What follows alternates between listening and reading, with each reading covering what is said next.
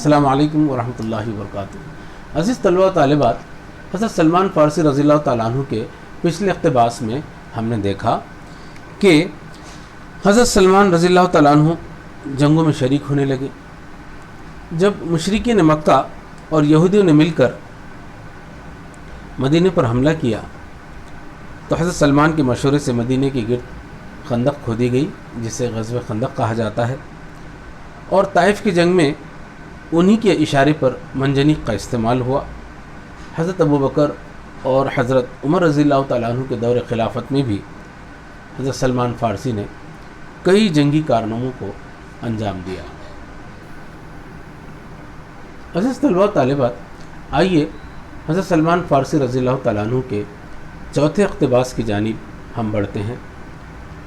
تو حضرت عمر فاروق رضی اللہ صلی اللہ علیہ وسلم، حضرت عمر فاروق رضی اللہ تعالیٰ عنہ کا یہ وہ دور تھا جس میں غلاموں کو ملکوں کا حکمراں اور صفہ کے غربا کو اسلامی ممالک کا ناظم اعلیٰ بنایا جا رہا تھا۔ صفہ دور نبوت میں ایک چبوترا تھا، جس پر مسجد نبی سے لگا ہوا ایک چبوترا تھا دور نبوت میں، جس پر غریب صحابہ اکرام قیام کرتے ہوئے دین کی تعلیم کو حاصل کرتے تھے۔ انہیں ان صحابہ کو اہل صفہ بھی کہا جاتا ہے۔ تو صفہ کے غربا اور غلاموں کو ملکوں کا حکمراں بنایا جا رہا تھا۔ تو انہیں حکمراں اور ناظم کیوں بنایا جا رہا تھا؟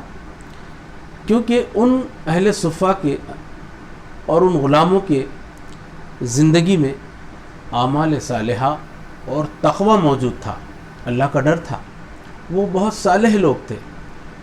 تو ان کی ان خصوصیات کو دیکھتے ہوئے حضرت عمر کے دور میں انہیں اسلامی ممالک کا ناظم اعلیٰ بنایا جا رہا تھا۔ اور ایسی خوشحالی کے زمانے میں بھی مدائن کے ناظم اعلیٰ، مدائن عراق کا ایک شہر تھا، اور مدائن کے ناظم اعلیٰ حضرت سلمان فارسی کھجور کے باغ میں پیڑوں کے سائے تلے ٹوکریاں اور چٹائیاں بنتے رہے۔ خوشحالی کا دور ہے، اور خود حضرت سلمان فارسی رضی اللہ تعالیٰ عنہ ناظم اعلیٰ ہے مدائن کے، اس کے بعد بھی وہ کھجور کے باغ میں پیڑوں کے سائے تلے ٹوکریاں اور چٹائیاں بنتے رہے۔ عشق رسول صلی اللہ علیہ وسلم کی تڑپ میں وہ بے چین رہتے۔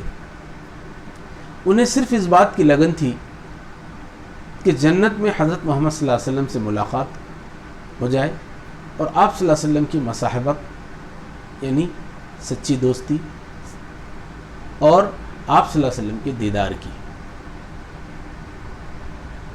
اسی فکر میں غلطاں یعنی پریشان، اسی فکر میں پریشان وہ زندگی کے ایام، یوم کی جمع ایام یعنی دن گزار رہے تھے۔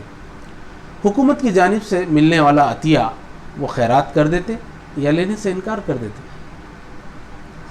حکومت کی جانب سے انہیں جو عطیہ ملتا تھا، وہ عطیہ کو یہ لینا پسند نہیں کرتے تھے، بلکہ اسے خیرات کر دیتے تھے۔ اور ان کی روزانہ کی آمدنی 3 درہم تھی۔ کتنی؟ صرف 3 درہم۔ 1 درہم میں وہ ٹوکریاں بنانے کے لیے کھجور کے پتے خریدتے، 1 درہم گھر میں خرچ کرتے، اور 1 درہم خیرات کر دیتے۔ یہی ان کے معمولات میں شامل تھا۔ اس حالت میں حضرت سلمان رضی اللہ تعالیٰ عنہ کا دنیا سے رخصت ہونے کا وقت آ گیا۔ وہ سخت علیل تھے۔ جب حضرت سعد بن وقاص، یہ صحابی رسول ہے، حضرت سعد بن وقاص رضی اللہ تعالیٰ عنہ ایک مرتبہ حضرت سلمان رضی اللہ تعالیٰ عنہ جب علیل ہو گئے، سخت علیل ہوئے، اب ان کا دنیا سے جانے کا وقت آ رہا تھا۔ ان حالات میں حضرت سعد بن وقاص رضی اللہ تعالیٰ عنہ ان کی عیادت کے لیے تشریف لائے۔ مزاج پرسی کے لیے جب تشریف لائے تو انہیں دیکھ کر سلمان فارسی رونے لگے۔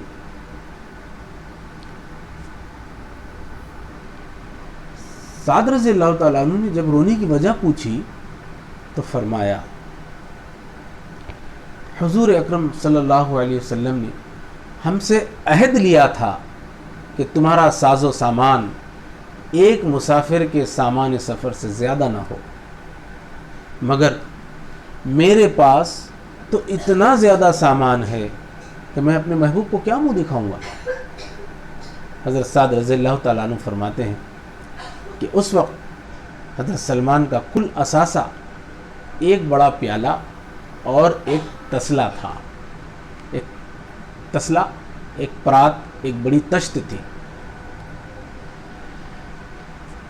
تو عزیز طلبہ طالبات، ہم نے دیکھا کہ کس طرح صحابہ کرام رضی اللہ تعالیٰ عنہم کی زندگی میں آخرت کی فکر تھی کہ وہ دنیا کے ہر لمحے کو آخرت کی تیاری میں لگانا پسند کرتے تھے۔ دنیا کی زندگی کبھی بھی ان کے سامنے مرکز نہیں رہی، بلکہ وہ دنیا کی زندگی کو بہت مختصر مسافر کی طرح گزارنا چاہتے تھے، کیونکہ انہوں نے اللہ کے رسول صلی اللہ علیہ وسلم سے یہی تعلیمات حاصل کی تھی کہ دنیا کی زندگی ایسی گزارو جیسے کوئی ایک مسافر جو ہے گزارتا ہے۔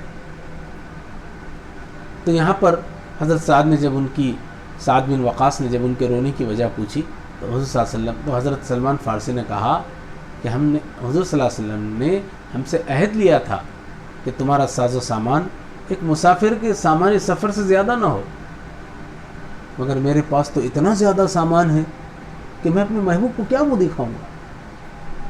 حضرت سعد فرماتے ہیں کہ اس وقت حضرت سلمان فارسی رضی اللہ تعالیٰ عنہ کا کل اثاثہ، پوری کی پوری ملکیت اگر ان کی نکالی جائے تو کتنی تھی؟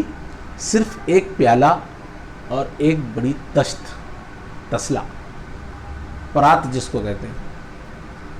حضرت سلمان فارسی رضی اللہ تعالیٰ عنہ سن 33 ہجری میں دنیا سے رخصت ہوئے۔ حضرت سلمان فارسی کے انتقال کے وقت ان کی عمر 80 برس تھی، اور ان کا مزار مدائن یعنی عراق میں آج بھی موجود ہے۔ عزیز طلبہ و طالبات، حضرت سلمان فارسی رضی اللہ تعالیٰ عنہ کے سبق کے چوتھے اقتباس کا مختصراً خلاصہ یوں ہے کہ حضرت عمر رضی اللہ تعالیٰ عنہ دور خلافت میں حضرت سلمان فارسی رضی اللہ تعالیٰ عنہ مدائن کے ناظم اعلیٰ تھے۔ مدائن کے ناظم اعلیٰ ہونے کے باوجود انہوں نے حکومت سے کوئی عطیہ نہیں لیا، اپنی محنت کی کمائی پر وہ گزر بسر کرتے تھے، بڑی سادہ زندگی گزارتے تھے۔ انتقال کے وقت ان کے پاس صرف ایک بڑا پیالہ اور ایک تسلا تھا، اتنے سے کم سامان کو بھی وہ زیادہ سمجھ رہے تھے۔ حضرت سعد بن وقاص رضی اللہ تعالیٰ عنہ جب ان کی عیادت کو آئے تو انہیں دیکھ کر رونے لگے۔ ان کے پاس اتنا سامان ہے، آخر وہ رسول اللہ صلی اللہ علیہ وسلم کو کیا منہ دکھائیں گے۔ حضرت سلمان فارسی رضی اللہ تعالیٰ عنہ سن 33 ہجری میں دنیا سے رخصت ہوئے، اور انتقال کے وقت ان کی عمر 80 برس تھی۔ ان کا مزار مدائن عراق میں ہے۔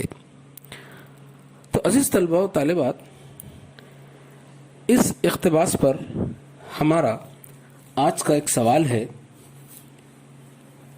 کہ سبق کے اقتباس کی روشنی میں حضرت سلمان فارسی رضی اللہ تعالیٰ عنہ کے کردار سے آپ نے کیا سیکھا؟ بیان کیجیے۔